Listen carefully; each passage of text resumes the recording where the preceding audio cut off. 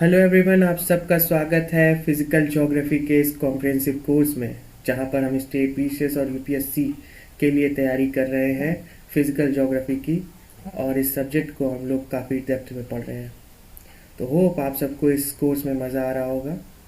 अगर आप इस क्लास में पहली बार ज्वाइन कर रहे हैं तो मैं चाहूँगा कि आप पहले पहले लेक्चर को देखें, जिससे आपको इस कोर्स के बारे में डिटेल पता चल जाए और इस कोर्स को किस तरीके से आप रन करें अपने लिए कि आपके ये काम आए, वरना आपका ये समय बर्बाद ना हो। तो आपको पहली क्लास देखने से आपको ये पता चल जाएगा कि इस कोर्स को किस तरीके से हम चला रहे हैं और किस तरीके हम कोर्स को कवर करेंगे। ठीक है, तो हमने पिछली क्लास में देखा था कि अर्थ की संरचना को, मतलब कि अर्थ के इंटीरियर को जानने की कोशिश करी थी, हमने स्टार्ट करा था। पर आज हम उस चीज़ को पूरा ख़त्म करेंगे। तो जैसे कि हमने पिछली क्लास में देखा कि अर्थ के इंटीरियर को हम कैसे जान सकते हैं। यदि कोई भी चीज़ है तो उसके इंटीरियर को जानने के लिए हमें कुछ एविडेंस चाहिए होते हैं। किसी चीज़ को पुख्ता तरीके से अगर किसी चीज़ को जानना है तो हमें उसके लिए एविडेंस चाहिए। तो हम स्टार्ट कर रहे हैं कि किस तरीके से हम पहले अर्थ को जानेंगे, अर्थ के अंदर की हर एक चीज़ को जाने, फिर वो जो चीज़ हम आपको बता रहे हैं वो किस बिहाफ पे हम कह रहे हैं कि अगर जो हमने बात बोली है क्या अर्थ के अंदर ये चीज़ है, तो उसका होने का सबूत क्या है, एविडेंस क्या है ना। तो उस एविडेंस को भी जानेंगे। ठीक है, तो स्टार्ट करते हैं आज के लेक्चर को। और आज के लेक्चर में हम क्या जानने वाले हैं? आज के लेक्चर में हम लोग का टॉपिक है अर्थ का इंटीरियर। सेकेंड,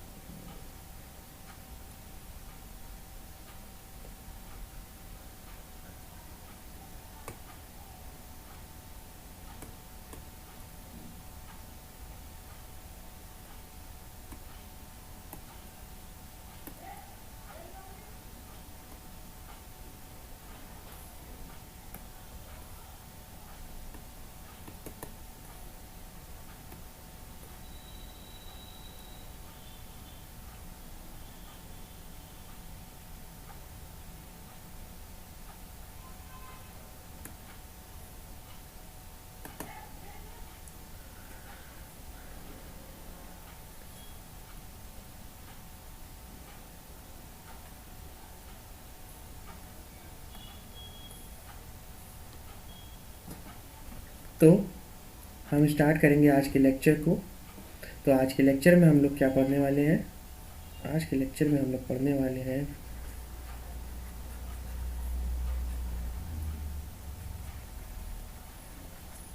अर्थ के इंटीरियर को। ठीक है, तो हमने पिछली क्लास में देखा था कि हम अर्थ के इंटीरियर को किस तरीके से पहचान सकते हैं, क्या सोर्सेस हो सकते हैं अर्थ के इंटीरियर को पहचानने के, है ना। तो अर्थ को पहचानने के हमने पिछली क्लास में इंटीरियर को जो सोर्सेस थे वो देखे कि एक सोर्स था हमारा डायरेक्ट, है ना। पहला सोर्स हमने क्या देखा था? डायरेक्ट। और दूसरा देखा था इनडायरेक्ट। ठीक है, यानी कि डायरेक्ट और इनडायरेक्ट सोर्स। डायरेक्ट सोर्स में हमने क्या देखा कि ज़मीन से अगर वॉल्केनो निकल रहा है या हम कोई माइनिंग कर रहे हैं, है ना, माइनिंग कर रहे हैं, या सी की जो डीप, सी को डीप से देख रहे हैं, तो वो क्या चीज़ें हैं? वो चीज़ें हैं अर्थ की इंटीरियर को जानने का तरीका, है ना। अगर कोई लावा है, लावा वॉल्केनो फटा, उससे लावा निकला, तो उससे हमें पता चल रहा है कि अर्थ के अंदर से क्या निकल रहा है। हमने माइनिंग करी, माइनिंग करते करते गड्ढा खोदते गए और उस माइनिंग से हमें बाद में क्या पता चल रहा है कि नीचे टेम्परेचर जो है हाई होने लगा है ना। तो ये सब चीज़ें क्या है? ये सब हमारे डायरेक्ट सोर्स है जो कि हमें डायरेक्ट पता चल गया। अब इनडायरेक्ट सोर्स क्या हो सकते हैं? सपोज़ कोई एस्टेरॉयड आके धरती से टकराता है, मतलब छोटा एस्टेरॉयड, मतलब मीटेरॉयड टाइप का, एस्टेरॉयड तो नहीं, मीटेरॉयड, कोई आके टकराता है और वो, उसकी संरचना बिल्कुल अर्थ की तरीके है, वो पूरा अर्थ की तरीके ही बना हुआ है। ठीक है, तो उससे हमें क्या पता चलता है कि जैसा अर्थ बना है वैसे वो भी बना है। और उसको स्टडी करेंगे तो उससे क्या पता चलेगा कि अर्थ कैसे बना है ना। तो इससे हमें क्या पता चल जाएगा कि अर्थ भी लगभग जो मिनरल्स मिल रहे हैं इस मीटेरॉइड एस्टेरॉइड जो भी है उससे, और जो अर्थ में हमारे हैं, तो हो सकता है वो दोनों ही सेम हो। तो उन सोर्सेज को हम क्या कह रहे हैं, इनडायरेक्ट सोर्स कह रहे हैं ना। अब हमने माइनिंग करी, माइनिंग में नीचे टेम्परेचर है, वो टेम्परेचर क्या है, टेम्परेचर हमारा इनडायरेक्ट सोर्स है, माइनिंग हमारा डायरेक्ट सोर्स हो जाएगा। समझ में आया। तो हमने अर्थ को जानने की कैसे प्रयास करा है, हमने एक डायरेक्टली जानने की कोशिश करी है और ये हमारे पास एक सोर्स है इनडायरेक्ट सोर्स, मतलब डायरेक्ट और इनडायरेक्ट दो सोर्स है हमें अर्थ को जानने के लिए। ठीक है, तो पहले हम लोग डायरेक्ट सोर्स जानते हैं। तो अर्थ को हम लोग 3 भाग में पढ़ेंगे। ठीक है, पहले लेवल 1 करके, लेवल 1, लेवल 2 और लेवल 3। ठीक है, 3 लेवल में पढ़ेंगे। तो पहले स्टार्ट करते हैं लेवल 1। ठीक है, तो हम क्या कर रहे हैं अभी, एक अर्थ का हिस्सा लेते हैं। ये हमारी है अर्थ। तो अर्थ के सेंटर से हमने क्या कहा, अर्थ के सेंटर से हमने एक छोटा सा भाग निकाल लिया है। अर्थ के सेंटर से हमने एक छोटा सा भाग निकाल लिया है, जो कि कुछ भाग निकालने के बाद कुछ इस तरीके दिखता है। ठीक है, अर्थ के सेंटर से हमने एक छोटा सा भाग निकाला और वो भाग कुछ इस तरीके से निकलता है। जब हमने उस भाग को निकाला तो हमने जब उसकी स्टडी करी तो हमें क्या पता चला, हमें पता चला कि अर्थ को हमने 3 हिस्से में डिवाइड कर दिया है। मतलब अर्थ 3 हिस्से में अलग अलग फेजेस में दिख रही है। किस तरीके, जो ऊपर की रॉक सरफेस है, जो ऊपर की चट्टानों वाली सरफेस है, उसको हमने कहा क्रस्ट। क्या कहा, क्रस्ट। ठीक है, हिंदी में हमने इसको क्या कहा, भूपरपट्टी। क्या कहा, भूपरपट्टी। ठीक है, उसके बाद जब हम उससे, और ये कहाँ तक मिली हमें, 34 किलोमीटर तक। कहाँ तक, 34 किलोमीटर तक। हमने क्या बोला कि ऊपर की जो रॉक सरफेस थी, जो कि 0 से लेकर 34 किलोमीटर तक थी, उसे हमने क्रस्ट बोला है। फिर 34 किलोमीटर से लेकर 2900 किलोमीटर तक, 3400 से लेकर 2900 किलोमीटर तक हम क्या देखते हैं, मेंटल देखते हैं। क्या देखते हैं, मेंटल। ठीक है, क्या मिलता है हमें, मेंटल मिलता है, जिसे हम कह रहे हैं भूप्रवाह। क्या कह रहे हैं, भूप्रवाह। उसके बाद 2900 किलोमीटर से जब नीचे की तरफ जाते हैं और बिल्कुल सेंटर के पॉइंट पर, जो कि है 6371 किलोमीटर। क्या बोला, 6371 किलोमीटर। तो 2900 से लेकर 6371 किलोमीटर तक हमें क्या मिलता है, उसे हम बोल रहे हैं कोर। क्या बोल रहे हैं, कोर। तो ये कोर वाला जो हिस्सा है, हिंदी में भी हम इसे क्या बोलेंगे, कोर ही बोलेंगे। ठीक है, तो अभी हमने क्या जाना कि हमने एक छोटा सा हिस्सा धरती से निकाला, सेंटर से एकदम पिज्ज़ा स्लाइस की तरह, और उस पिज्ज़ा स्लाइस की तरीके जो हिस्सा निकाला था, उसके 0 से लेकर 34 किलोमीटर तक हम उससे क्रस्ट बोल रहे हैं। 34 किलोमीटर से लेकर 2900 किलोमीटर तक जो हिस्सा है, हम उसे मेंटल बोल रहे हैं। और 2900 से लेकर 6371 तक का जो एरिया है, उसे हम कोर बोल रहे हैं। हिंदी में भूपरपट्टी, भूप्रवाह और कोर। ठीक है, तो इतना हम जान गए। अब थोड़ा सा और इसको डीप जाते हैं। अब ये जो हमारा हिस्सा था, ये हमारा रॉक वाला हिस्सा, ये कुछ इस तरीके है ना, रॉक वाला हिस्सा ये।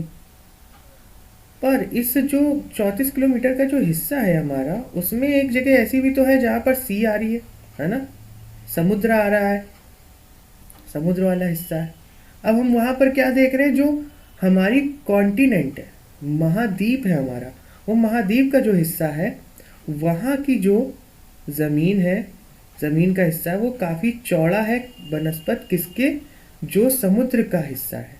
समुद्र की जो रॉक है, जो सरफेस है, वो पतली है किससे, वो पतली है महाद्वीप की सरफेस से। ठीक है, तो ये जब देखते हैं कि महाद्वीप की जो सरफेस है वो उससे चौड़ी है, पर इन दोनों में अंतर क्या है, इन दोनों में अंतर बस इतना ही है कि ये याद रखेंगे कि जो समुद्र की सरफेस है, जो समुद्र के नीचे का जो ये एरिया है, जो रॉक है, वो भारी होगी, वो भारी होगी कॉन्टिनेंट की सरफेस से, जो कि उसका जो रॉक है, यहाँ की रॉक भारी हल्की होगी किससे? समुद्र की। ठीक है, जहाँ पर ये हमारे पेड़ हैं, जहाँ पर हम लोग रह रहे हैं, जिसे हम कॉन्टिनेंट कह रहे हैं, वहाँ की रॉक हल्की होगी समुद्र के नीचे की रॉक से। बस इतना समझना है। ठीक है, ऐसा क्यों है आगे चल के जानते हैं। ठीक है, तो अभी हमने क्या किया, कॉन्टिनेंट की रॉक हल्की है किससे? ओशन की रॉक से। ठीक है, इतनी बात समझ में आ गई। अब ऐसा क्यों है ये भी जान लेते हैं। कोई भी रॉक है, कोई भी हिस्सा है धरती का, वो किसी ना किसी मटेरियल से बना हुआ होता है ना? किसी ना किसी मटेरियल से बना हुआ है, तभी तो वो हल्का पतला मोटा किसी ना किसी मिक्सचर से बनने के बाद ही तो ये हमें पता चलता है कि वो किसी को हम हल्का पतला कह रहे हैं, तो उसका कारण कुछ, उसके पीछे का एक कारण उसका मटेरियल ही तो होगा। कहीं पर थिकनेस ज़्यादा है, कहीं पर मोट, किसी की मतलब डेंसिटी ज़्यादा है ना? कि वो पतला होने के बावजूद, सोचो ये जो हिस्सा है, ये हिस्सा पतला है ना, ये हिस्सा पतला है, उसके बावजूद इस हिस्से से ये भारी हम बता रहे हैं, है ना? तो इसका कारण क्या है? इसकी डेंसिटी, इसके अंदर का मटेरियल, है ना? तो इस मटेरियल को जानते हैं कि आखिर ऐसा क्या है धरती में, ऐसा क्या मिल रहा है कि यहाँ का जो मटेरियल है वो समुद्र का मटेरियल का जो रॉक है वो कॉन्टिनेंट की रॉक से भारी है। तो हम जब ये बनाते हैं इस डायग्राम को, तो ये हमारा क्या है, इस डायग्राम को बनाते हैं।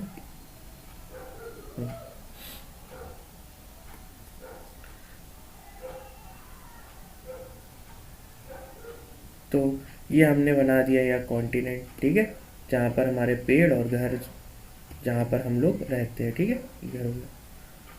उसके बाद ये समुद्र हो गया हमारा। ठीक है, अब समुद्र हो गया, अब इसको हमने बांट दिया। ठीक है, इस तरीके हमने इसको क्या करा, बांट दिया। यहाँ कितना बताया था हमने, 34 किलोमीटर। ये कितना बताया था, 2900 किलोमीटर। और ये कितना था, 6371 किलोमीटर। ठीक है, अब हमने क्या कहा कि क्या मिल रहा है मटेरियल, तो हम मटेरियल को जान लेते हैं। ठीक है, मटेरियल क्या है हमारा, तो जो ये कॉन्टिनेंट वाला हिस्सा है, हमने क्या कहा, जो कॉन्टिनेंट वाला हिस्सा है, ये हिस्सा, तो उस जगह पे हमें क्या मिल रहा है, हमें मिल रहा है।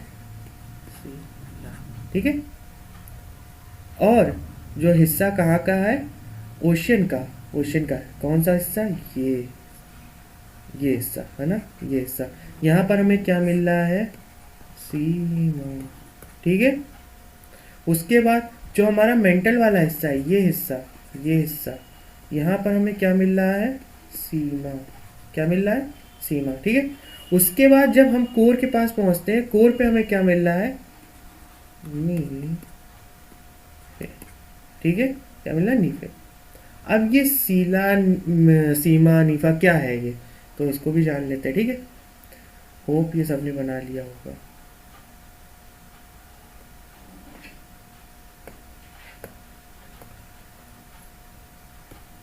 ठीक है, तो इसको नोट कर लेंगे, सीमा नीफा क्या है।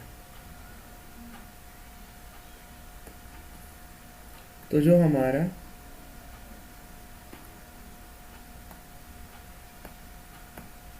कलर हो रहा है यार,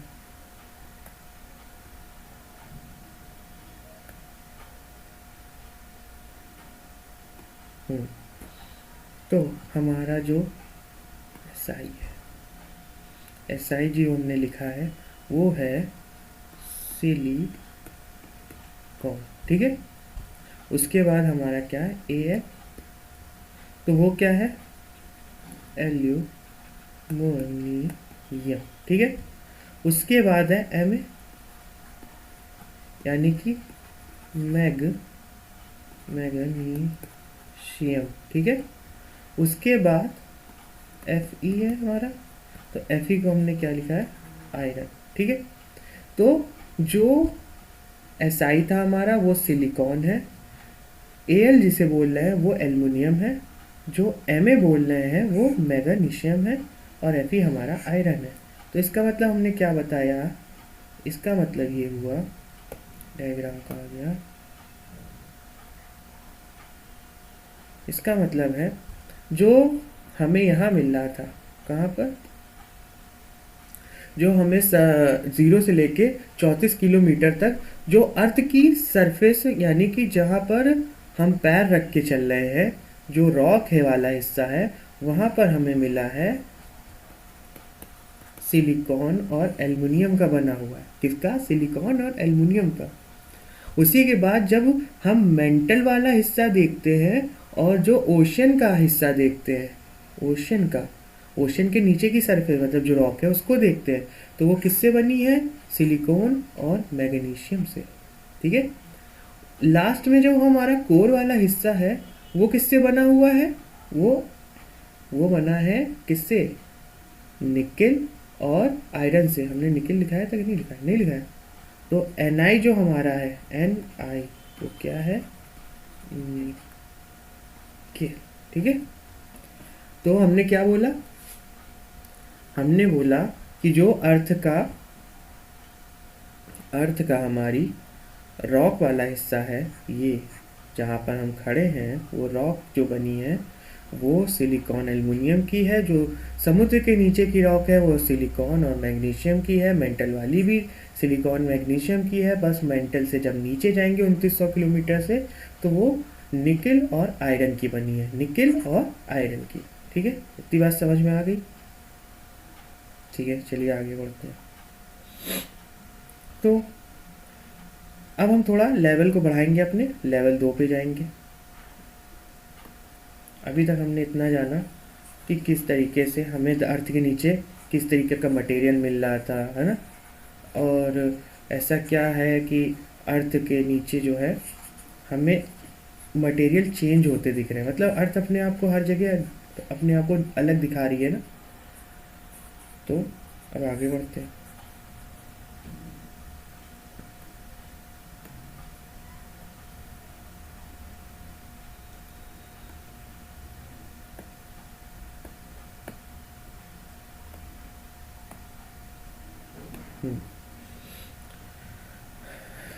तो लेवल को थोड़ा बढ़ाते हैं, लेवल 2 पर आते हैं। ठीक है। तो जब हम माइनिंग कर रहे थे, एक बात समझना, क्या हुआ, जब माइनिंग हमने करी तो हम माइनिंग में काफ़ी नीचे तक खोदते गए, तो हमने एक चीज़ को नोटिस करा कि माइनिंग के दौरान नीचे तापमान बढ़ रहा था। जब माइनर्स ने नीचे माइनिंग कर रहे थे, तो जब उन्होंने देखा कि नीचे जब हम धरती के जितना अंदर जा रहे हैं हमें तापमान में बढ़ोतरी दिख रही है।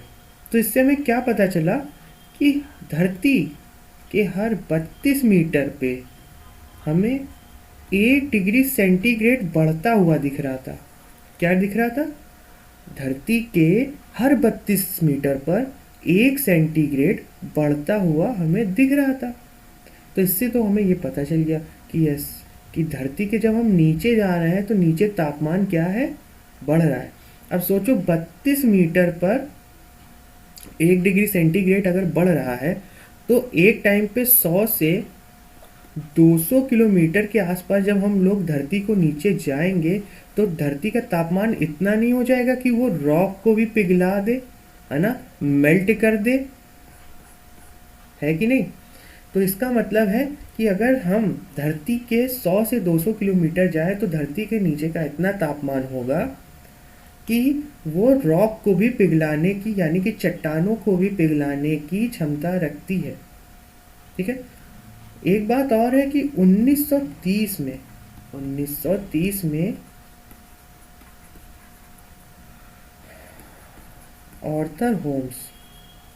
ऑर्थर होम ने बताया कि धरती के नीचे रेडियो एक्टिव एलिमेंट्स हैं, जिसके कारण धरती के नीचे का तापमान बहुत ज़्यादा है। ठीक है।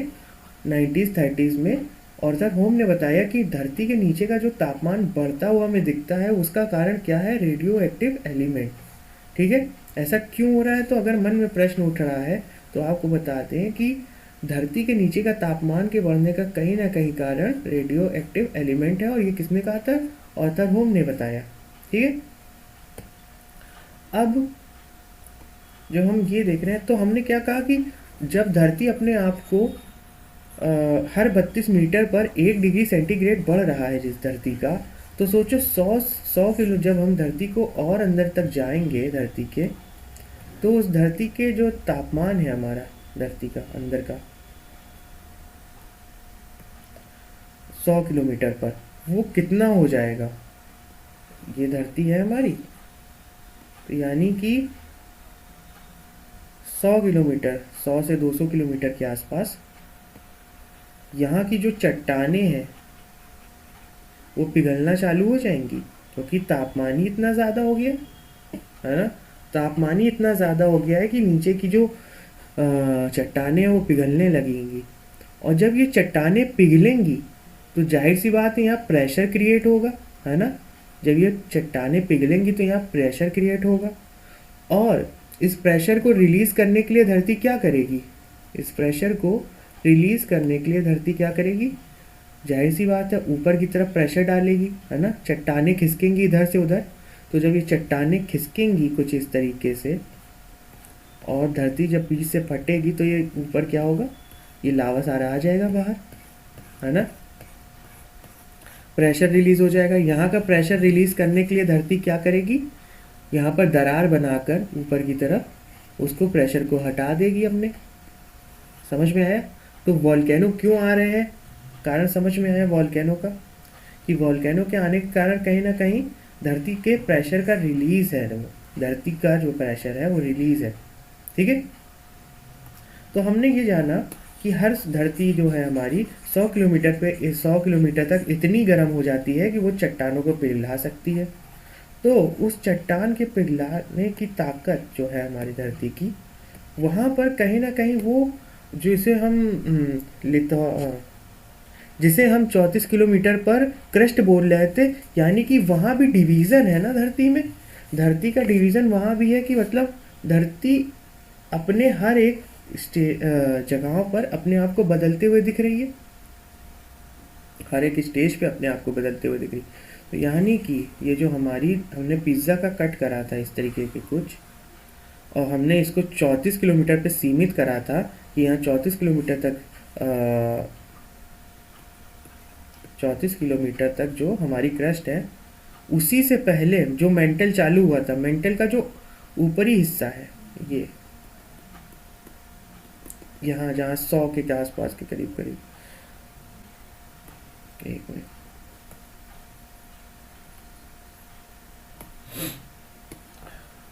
ये जो हमारी धरती है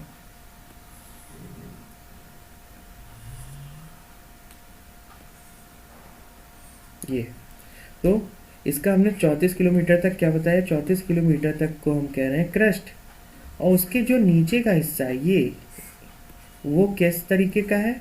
वो है सेमी सॉलिड। ठीक है, कैसा है? Semi solid. तो यानी कि मेंटल भी हमारा दो हिस्से में बटा हुआ है। ठीक है, तो जहाँ पर धरती ये जो 100 किलोमीटर का आसपास का एरिया है, 34 के नीचे का हिस्सा जहाँ 100 किलोमीटर है, वो जहाँ पर पिघल रही है धरती, जहाँ पर चट्टानें पिघल रही हैं, माफ करना, जहाँ पर चट्टानें पिघल रही हैं, जाहिर सी बात है वहाँ की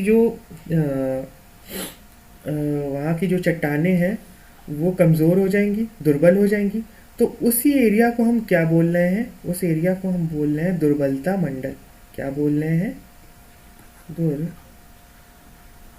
दुर्बलता मंडल। ठीक है, इंग्लिश में क्या कहना है? एटमॉस्फेयर। ठीक है, एटमॉस्फेयर।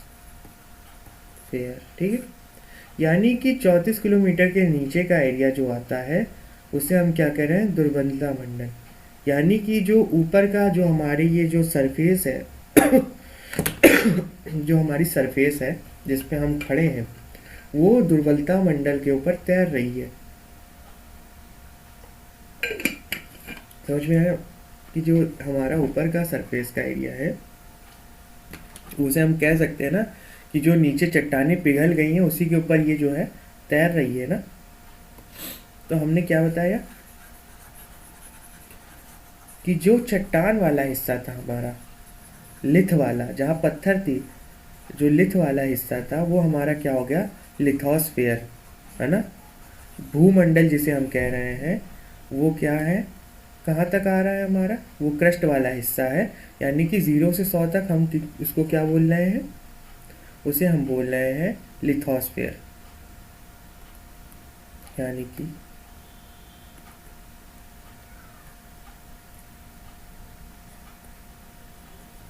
लिथोस्फेयर,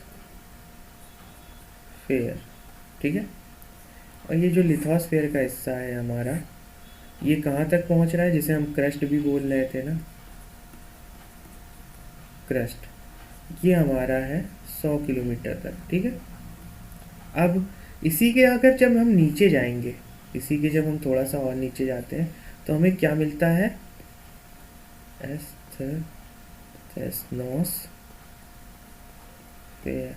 एटमॉस्फेयर, ठीक है।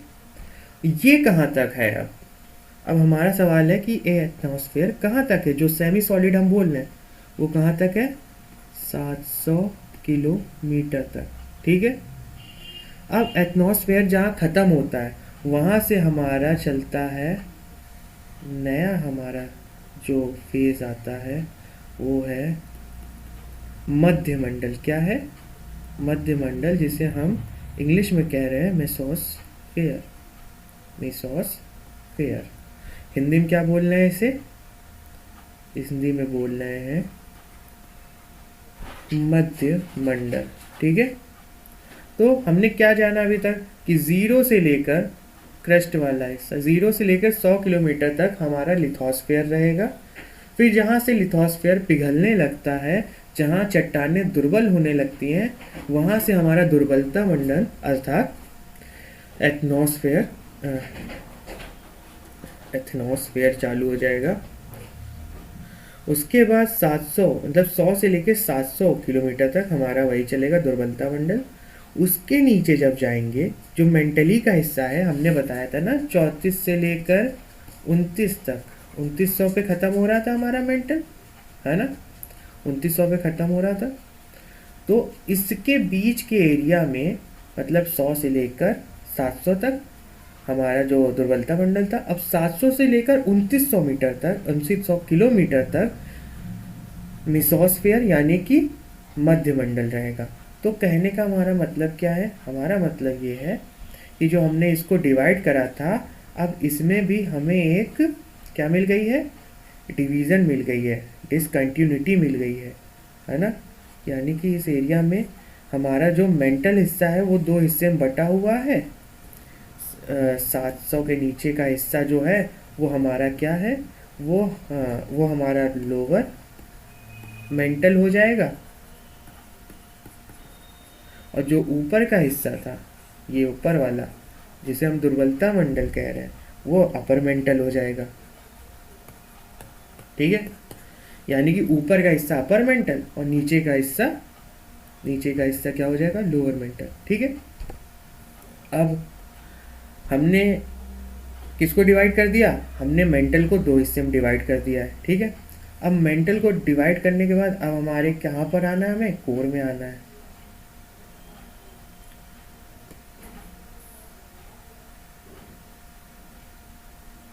एक सेकेंड, इसे मिटा देते हैं।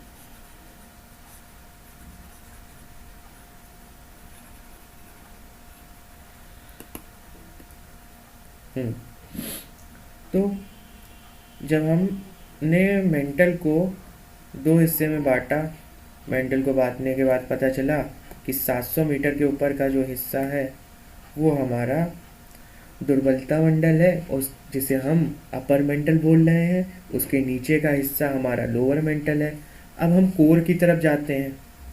अब कोर का जितना भी हिस्सा है, कोर भी हमारा 2 हिस्से में बटा हुआ है। कोर भी हमारा 2 हिस्से में बटा हुआ है। तो कोर के पास जब जाते हैं, ये केवल कोर के लिए बना रहे हैं हम डायग्राम, तो कोर 20 से यहाँ से डिवाइड है। ये हमारा 2900 था, 2900 किलोमीटर पे क्या ख़त्म हुआ था हमारा, 2900 किलोमीटर पे ख़त्म हुआ था, मेंटल ख़त्म हुआ था। पर और हमारा कोर कहाँ ख़त्म हो रहा था, 6371 पर, है ना। बट जो यहाँ से डिवाइड हो रहा है वो क्या है, 1555 किलोमीटर, यानी कि 5155 पर कोर भी अपने आप को बदल रहा है। जो कोर की भी सिचुएशंस हैं वो बदल रही हैं, यानी कि यहाँ पर कोर का जो डेंसिटी जो है वो अलग होगी और जो नीचे की डेंसिटी है वो अलग होगी, इसीलिए तो हमने इसको डिवाइड करा।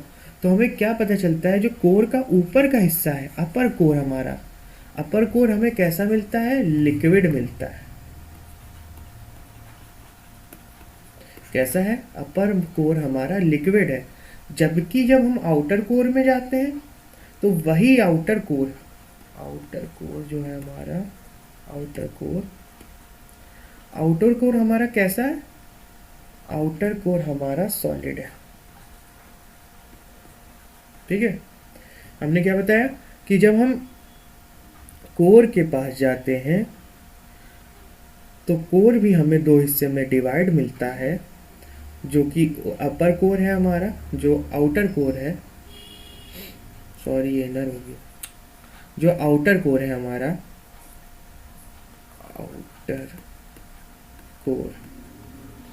आउटर कोर जो है, जो कि 2900 से स्टार्ट होता है और ख़त्म होता है 5155 पर, वो लिक्विड है। क्या है, लिक्विड है। वहीं अगर इनर कोर की बात करें तो वो 5155 से स्टार्ट होता है और ख़त्म होता है 6171 पर, 6371 पर, और वो सॉलिड है। वो क्या है, सॉलिड है। और इसका एविडेंस, अगर हम इस बात को ये जो हमने तथ्य वाली बातें करी थी, तो ये हम आगे की क्लास में जानेंगे कि हाँ ये बात सत्य क्यों है, आखिर ऐसा क्यों है कि हम इसको आउटर कोर को जो है लिक्विड और इनर कोर को क्या कह रहे हैं, सॉलिड कह रहे हैं। ठीक है, तो वो हम आगे क्लास में जानेंगे।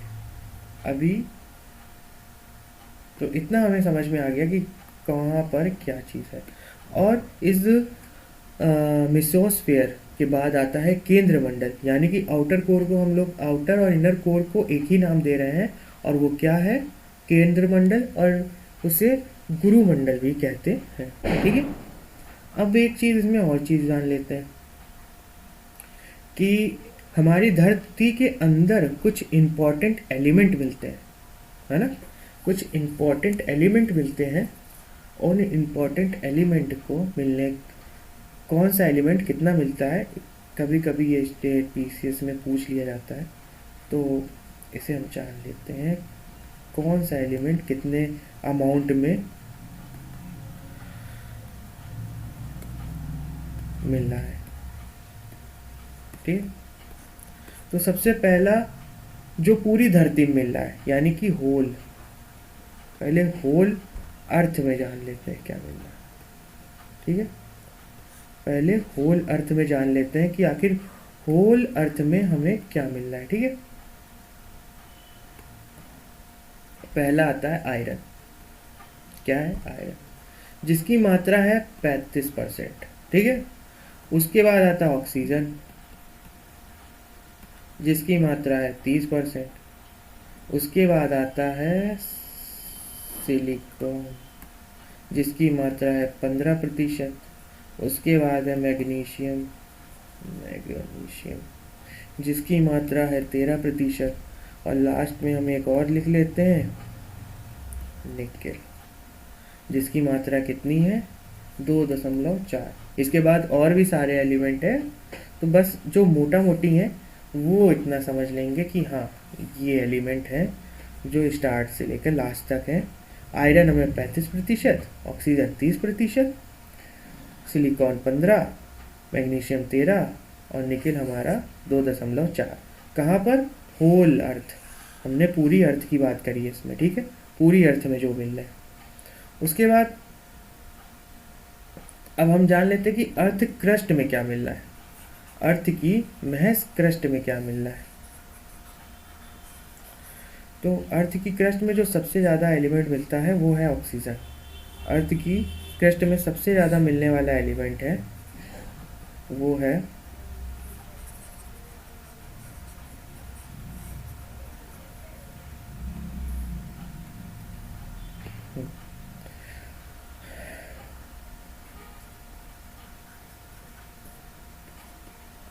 अर्थ क्रस्ट, ठीक है। तो वो सबसे ज़्यादा जो मिल रहा है वो हमारा ऑक्सीजन है, जिसकी मात्रा 46% है, ठीक है। ऑक्सीजन, ऑक्सीजन के बाद हमें मिलता है सिलिकॉन, जिसकी मात्रा 28% के आसपास है। उसके बाद एल्यूमिनियम मिलता है, जिसकी मात्रा 8% है। उसके बाद आयरन मिलता है, जिसकी मात्रा 5% है। और लास्ट में हमारा मैग्नीशियम है, जिसकी मात्रा 4% के पास है। तो ये चीज़ को नोट कर लीजिएगा, ये सवाल आते रहते हैं तो इससे याद रहेगा, ठीक है। उसके बाद हमारा एक डिसकंटिन्यूटी वाला एक पॉइंट रह गया है, उसे भी कंप्लीट करते हैं और फिर आज की क्लास को एंड करते हैं, ठीक है।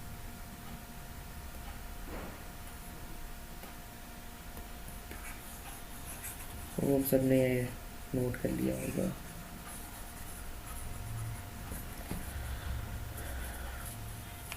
तो हमने अभी बताया कि इनर कोर को, आउटर कोर को, है ना, हर चीज़ में डिवाइड करा हुआ है। तो ये कहें ये जो डिसकंटिन्यूटी है ना, जो ये बीच बीच में जो ब्रेक्स आ रहे हैं, जो अलग अलग हमारी वो हो जा रही है डिसकंटिन्यूटी, हर लेयर को हम अलग कह रहे हैं। तो इस डिसकंटिन्यूटी को क्या कहते हैं इसको भी जान लेते हैं, ठीक है। तो इसे केवल नोट कर लेना, रख लेना।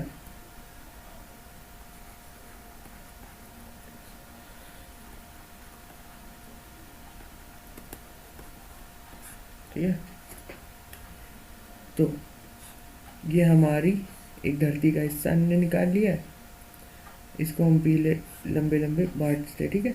देखो ये क्रस्ट का हिस्सा है ऊपर वाला, ठीक है, ये हमारा क्रस्ट का हिस्सा है। ये कौन सा है? ये मेंटल का हिस्सा है। और ये जो नीचे वाला है वो किसका हिस्सा है? वो हिस्सा है कोर का, ठीक है। इतना समझ में आया? अब इसको हमने क्रस्ट को भी दो हिस्से में बांटा हुआ है ना, क्रस्ट को अपर क्रस्ट और लोअर क्रस्ट। उसके बाद हमने किसको बांटा हुआ है? हमने बांटा हुआ है किसको? एक जो 34 किलोमीटर था, फिर 34 से 100 किलोमीटर के बीच वाला क्रस्ट, याद आया? उसके बाद अपर मेंटल, लोअर मेंटल, ठीक है, आउटर कोर और इनर कोर, है ना। तो हर एक जहाँ से डिसकंटिन्यू हो रही है लाइन, जहाँ से डिसकंटिन्यू हो रही है लाइन, एक कंटिन्यूटी बनी हुई है, एक मतलब कोर चल रहा, फिर वहाँ से डिसकंटिन्यूटी हो गई कि आउटर कोर चल रहा है, फिर डिसकंटिन्यूटी हुई कि अब इनर कोर का लग गया। तो वो डिसकंटिन्यूटी के एरिया को हम क्या बोल रहे हैं वो चीज़ समझ लेते हैं। तो पहले ये हिस्सा है, ये जहाँ पर पहले क्रस्ट हमारी अलग हो रही है, तो उसे हम क्या बोल रहे हैं? कौन, ठीक है। उसके बाद हमारा मेंटल वाला हिस्सा आता है, जिसे हम बोल रहे हैं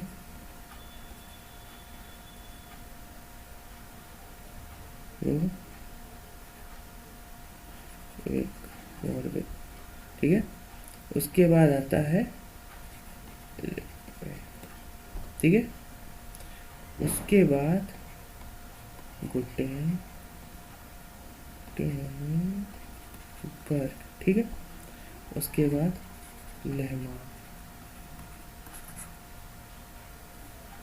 लहमान हो गया, गुटेनबर्ग हो गया, पेटी हो गया। उसके बाद मोरविक हो गया, ठीक है। तो कहाँ कहाँ पर आ रही है? वेट, इसको दूसरे कलर से कर देते हैं तब समझ में। तो जब हमारा इनर कोर और आउटर कोर अलग हो रहा था, तो उसे हम बोल रहे हैं, ठीक है, ये जो लाइन है ये वाली, जहाँ पर जो आउटर कोर है हमारा और इनर कोर है वो अलग हो रहा है, वो हमारा ये हिस्सा है, ठीक है। उसके बाद जो हिस्सा अलग करता है आउटर कोर और मेंटल को, वो हमारा गुटेनबर्ग है, ठीक है, ये ऊपर वाला हिस्सा। उसके बाद जो हमारा अपर और लोअर मेंटल को अलग करता है, उसके लिए हमने ये शब्द को इस्तेमाल करा है, ठीक है। उसके बाद जो हमारे मेंटल को और कोर को जो अलग करता है, उसके लिए हमने ये वर्ड चुना है। और लास्ट में जो इन दोनों को अलग करता है, उसके लिए हमारे पास ये वर्ड है। तो वो सबको समझ में आया होगा कि हमने हर एक कंटिन्यूटी को एक अलग वर्ड दिया, एक डिसकंटिन्यूटी को एक अलग वर्ड दिया हुआ है, ठीक है। इसको मिटा देते हैं।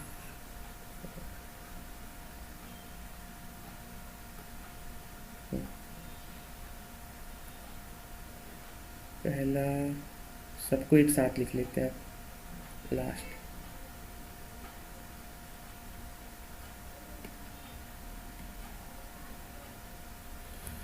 तो पहला तो इसका हमने कोड क्या बनाया, CMRGL, यही हुआ, CMRGL। तो पहला क्या था, ठीक है। सेकंड क्या है,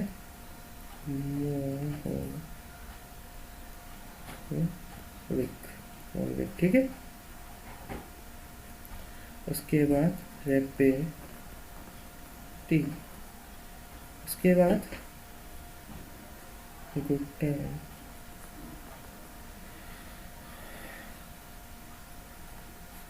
और लास्ट था ले, ठीक है।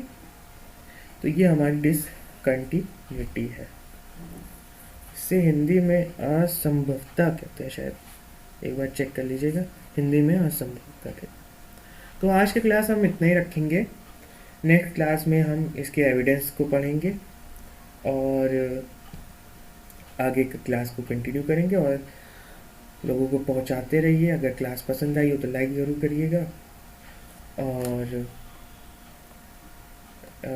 कोशिश रहेगी कि अब ये क्लास कंटिन्यू चलती रहे, बीच में गैप ना हो। तब तक के लिए कल मिलते हैं, धन्यवाद।